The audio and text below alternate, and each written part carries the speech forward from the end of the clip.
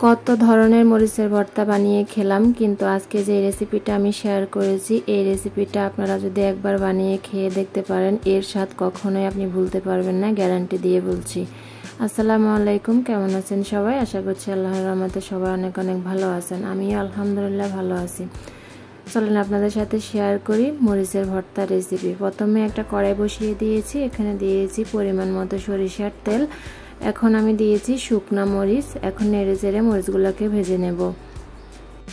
অবশ্যই চুলার আঁচটা লো টু মিডিয়ামে রাখতে হবে, না হলে মরিচগুলো পুড়ে যেতে পারে, মুচমুচে হবে না। আমি চুলার আঁচটা একদমই কমিয়ে মুচমুচে করে মরিচগুলোকে ভেজে নিচ্ছি। খেয়াল রাখতে হবে মরিচগুলো যেন পুড়ে না যায়, না হলে ভর্তার কালার সুন্দর আসবে না। আমি একদমই লো টু মিডিয়ামে রেখে মরিচগুলোকে ভেজে নিচ্ছি।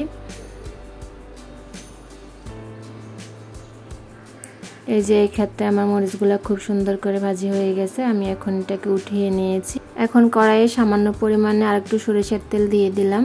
এরপর এখানে দিয়ে দিচ্ছি কিছুটা রসুন। আমি এটা দেশি রসুন নিয়েছি। 3-4টা রসুনকে আমি খুব সুন্দর করে খোসা ছাড়িয়ে নিয়েছি। এখন রসুনগুলোকে নেড়েচেড়ে ভালো করে ভেজে নিতে হবে। এমনভাবে ভাজতে হবে রসুনের ভিতরে যেন ভালো করে সিদ্ধ হয়, উপরে যেন পুড়ে না যায়। নেড়েচেড়ে কিছুক্ষণ ভাজার পর আমি এখানে এখন দিয়ে দেব কেটে রাখা পেঁয়াজ। রসুন ভালো করে এখন ভেজে নিতে হবে, বেশি ভাজি করা যাবে না। রসুন আর পেঁয়াজের যে কাঁচা গন্ধটা থাকে জাস্ট ওটা যাওয়ার জন্যই ভেজে নিচ্ছি। পেঁয়াজটা এমনভাবে ভাজতে হবে যেন বেশি নরম না হয়ে যায়। আমি এখানে এখন দিয়ে দিচ্ছি সামান্য পরিমাণে তেল, বেশি দেওয়া যাবে না, শুধু কাঁচা গন্ধটা যাওয়ার জন্য পেঁয়াজ রসুনটা ভেজে নিচ্ছি। পেঁয়াজটা কচকচে থাকতে আমি নামিয়ে নেব, বেশি নরম করব না। এই যে পেঁয়াজ রসুন ভালো করে ভাজি হয়ে গেছে, এখন আমি এটা চুলা থেকে নামিয়ে নেব। এখন আমি পাটায় পিষে এই ভর্তাটা বানাবো। এখন শুকনো মরিচের সাথে আমি স্বাদ মতো লবণ দিয়ে দিলাম। এখন আমি মরিচটাকে ভালো করে পিষে নেব। পাটায় ভর্তা সত্যি অনেক মজার হয়, এই ভর্তার তো কোনো বিকল্পই নেই। এই ভর্তা আপনি যখন একবার বানিয়ে খাবেন আপনার বারবারই বানাতে ইচ্ছে করবে।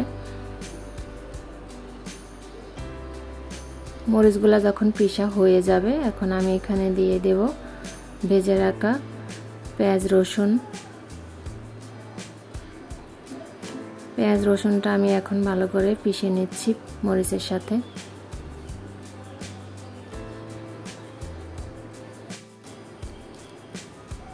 এই পর্যায়ে খুব সুন্দর একটা ঘ্রাণ বের হচ্ছে, মনে হচ্ছে এখনই 1 প্লেট ভাত খেয়ে নেওয়া যাবে এই মরিচ ভর্তা দিয়ে। বিশ্বাস না হলে একবার হলো ট্রাই করে দেখতে পারেন, অসাধারণ একটা ঘ্রাণ বের হচ্ছে। রসুন পেঁয়াজ বাটা হয়ে গেলে এখন আমি এখানে দিয়ে দিব সামান্য পরিমাণে ধনিয়া পাতা, বেশি দিব না, বেশি দিলে ফ্লেভারটা ভালো আসবে না। সব কিছু বাটা হয়ে গেলে এখন আমি এটা পাটা থেকে উঠিয়ে নেব।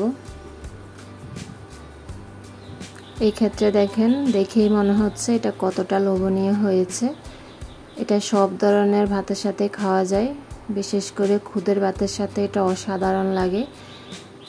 বিশেষ করে চিতই পিঠা, চাপটি এগুলোর সাথে তো জাস্ট অসাধারণ লাগবে। এই যে আমি একটু পরিবেশন করে নিয়েছি, আপনারা একবার হলো ট্রাই করে দেখবেন। এতক্ষণ যারা আমার ভিডিওটির সাথে আছেন তাদেরকে জানাই অসংখ্য অসংখ্য ধন্যবাদ।